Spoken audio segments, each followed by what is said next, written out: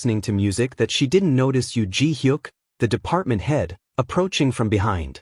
Her phone slipped from her hand, and Ji-hyuk instinctively bent down to pick it up for her. When he noticed she was also reading bird books and liked Gangnam Style, he blurted out that he liked them too. Still not fully processing what he'd said, Kang Ji-won casually replied that she had even thought about jumping Komil for. What was meant to be light-hearted banter suddenly turned serious when Ji-won realized something was very wrong. She began to suspect that the man standing in front of her might not be an ordinary person. At the same time, Ji-hyuk realized he had said too much. Their strange back and forth sounded like secret code. After all, this was 2013. Those references shouldn't even exist in this timeline. Ji-won had been reborn into this time because of her husband Park Min-hwan and her best friend Young Soo-min. Already terminally ill with cancer, she should have died naturally, yet Min-hwan pushed her to her death just so he could be with Soo-min. Ji-won believed her rebirth was a blessing from heaven, but then what was Ji-hyuk? Clearly he was a regressor too.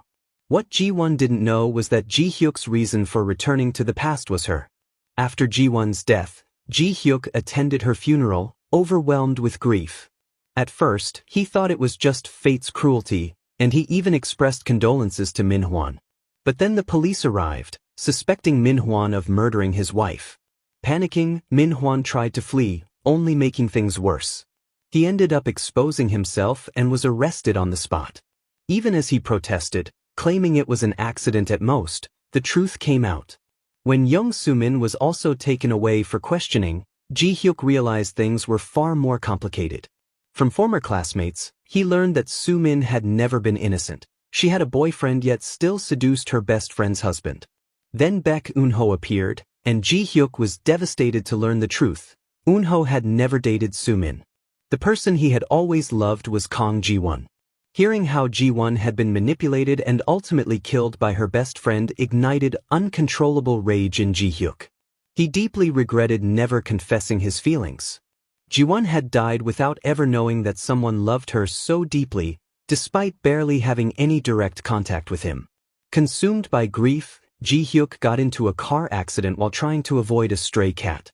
When he woke up, there was a blue heart-shaped mark on his chest, proof that he, too, had returned to the past. From that moment on, Ji-hyuk had only one goal: protect Kang Ji-won. By fate, Ji-won joined his company. She didn't recognize him at all, but he recognized her instantly. Years earlier, after Ji-hyuk returned from military service, his friends had dragged him out drinking. That night, he encountered a drunken Ji-won. Thinking she was in danger, he helped her. Drunk and barely conscious, she leaned into his arms, rambled about her painful life, and unknowingly stole his heart. By morning, she was gone. When Ji-won later appeared at the company, Ji-hyuk realized she had been in a 7-year relationship with Min-hwan.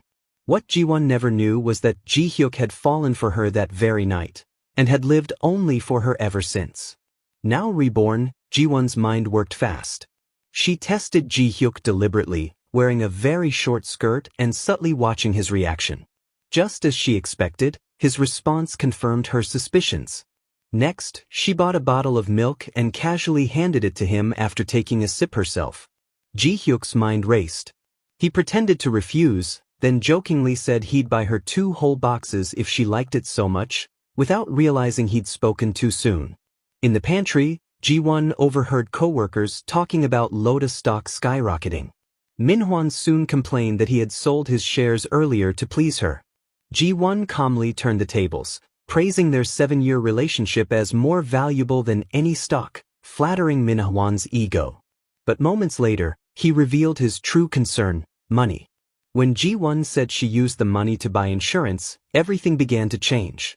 10 years later, it would only increase by 20%.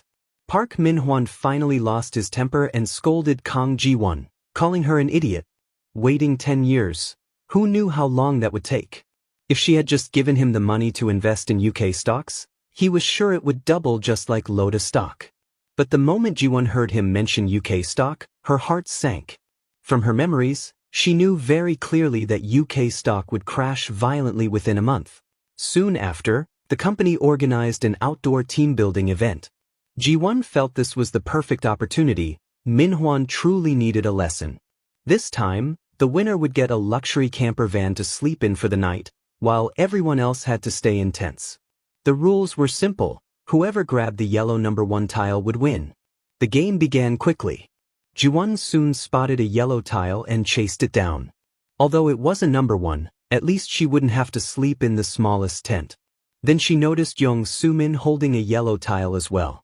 She didn't know the number, but a dangerous thought crossed her mind, because Jiwon herself was holding number 1.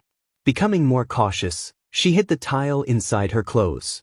As expected, someone soon attacked her. At the moment her name tag was torn off, Jiwon dodged instinctively. She clearly saw it was Soo-min, yet she didn't stop. Instead, she grabbed Soo-min's hair even harder. Soo-min kept saying, it's me, but Jiwon pretended her bracelet was caught in her hair. In truth, she simply wanted to teach her a lesson and vent her anger. Afterward, she casually told Soo-min not to be mad, it was just a game, and walked away without looking back. That night, when the winner was announced and Jiwon received the sponsored camper van, Soo-min's eyes were filled with undisguised resentment. Unwilling to accept defeat, Soo-min turned her target toward Park Minhwan. She toyed with the necklace around her neck and shot him a look that clearly said, I have something to tell you. Minhwan understood immediately. When Soo-min turned and left, he followed her, answering her silent call. Soon he snuck into Soo-min's tent. She was still playing with the necklace she had given him. Whether it was revenge or desire, the two quickly agreed. What Minhwan didn't know was that Jiwon had already noticed them from afar, and this was exactly what she wanted. Although it was heartbreaking to watch, Jiwon knew she was getting closer to her goal. Afterward, Minhwan actually told Soo-min not to let Jiwon find out.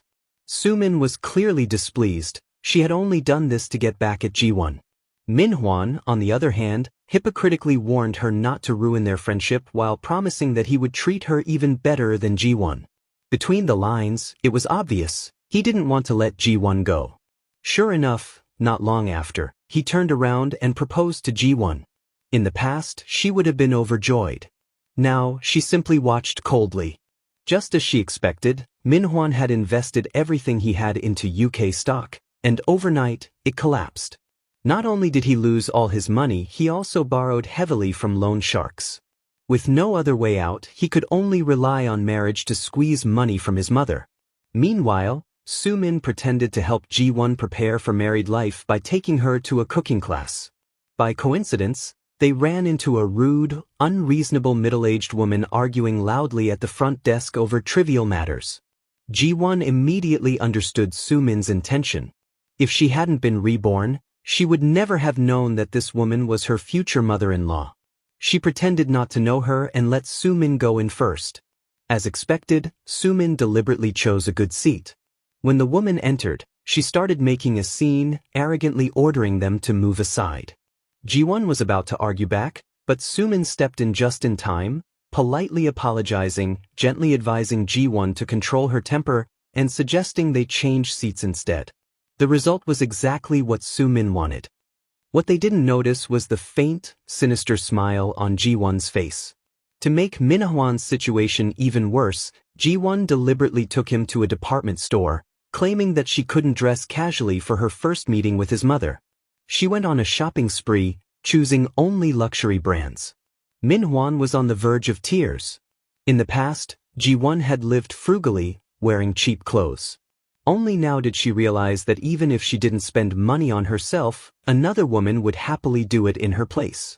Soon, the day came to meet her future mother-in-law. The woman had already decided to arrive 30 minutes late, just to make it clear that she was not someone Jiwon could easily control. Minhwan arrived at the restaurant on time, only to find that his girlfriend hadn't arrived yet.